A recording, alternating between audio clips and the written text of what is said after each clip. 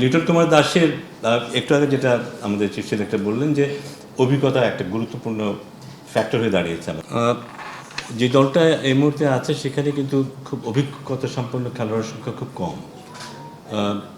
এটা আমরা সবাই জানি যে শেখ মেহেদী কিন্তু টি-20 ফর্মেটে কিন্তু kind of an automatic choice, regular player কিন্তু, এবং ওর যে অভিজ্ঞতা আছে, ওর যে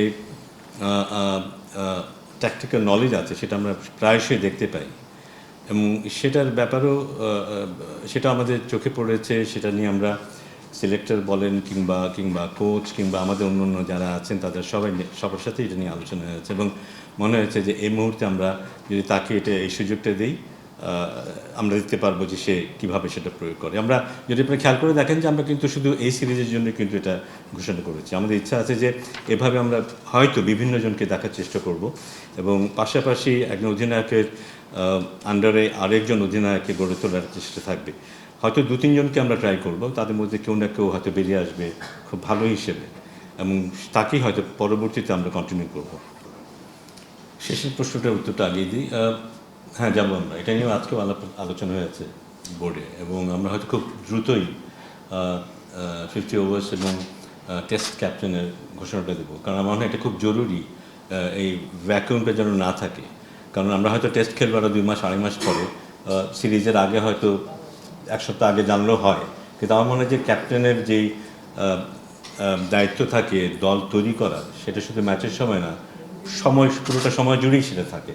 সো আমরা যত বেশি সময় দেবো সেটা ক্যাপ্টেনের জন্য ভালো হবে। সো আমরা মানে হয়তো খুব তাড়াতাড়ি টেস্ট এবং ওডিআই ক্যাপ্টেনের ঘোষণাটা আসবে বোর্ডের তরফ থেকে। লিটন কুমার দাসের একটু আগে যেটা আমাদের চিফ সিলেক্টর বললেন যে অভিজ্ঞতা একটা গুরুত্বপূর্ণ ফ্যাক্টর হয়ে দাঁড়িয়েছে আমাদের এখানে খুব বেশি অভিজ্ঞ খেলোয়াড় এখানে নেই কিন্তু। পাশাপাশি ওর বিষয় নিয়ে আলোচনা হয়েছে, পারফরমেন্স নিয়ে আলোচনা হয়নি যে তা নয়, বাট আমাদের মনে হয়েছে যে ওর মধ্যে যেই সম্ভাবনাটা আছে, ও যদি নিজের খেলাটাকে ঠিকমতো গুছিয়ে নিতে পারে, তাহলে he can be an asset for the team.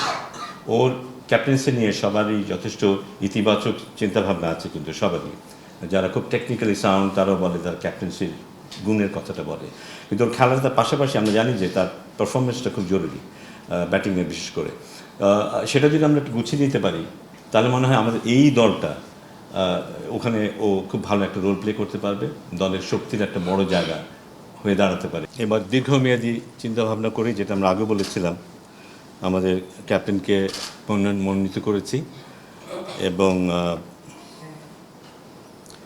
আগামী বিশ্বকাপ 2026-এর যে টি-20 বিশ্বকাপ ফেব্রুয়ারি মার্চে অনুষ্ঠিত হতে যাচ্ছে, সেই বিশ্বকাপকে সামনে রেখেই সেই পর্যন্ত লিটন কুমার দাসকে আমাদের জাতীয় দলের টি-20 দলের অধিনায়ক হিসাবে মনোনীত করা হয়েছে।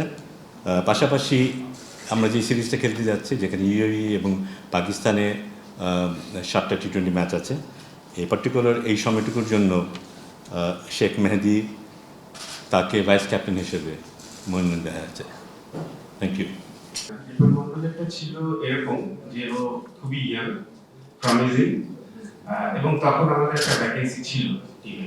তো ওকে কিন্তু খেলানোর জন্য না, ওকে টিমের সাথে রেখে যাতে ও এই ফ্লেভারটা সম্পর্কে কিছুটা হলেও পরিচিত থাকে। অ্যাট দ্য সেম টাইম আমাদের এখন যেহেতু ইমাজিং এবং এটিং দুইটা খেলা চলছে, তো ন্যাশনাল টিমের লিগে আসলে রিপন মন্ডলের খেলার চান্স খুবই কম।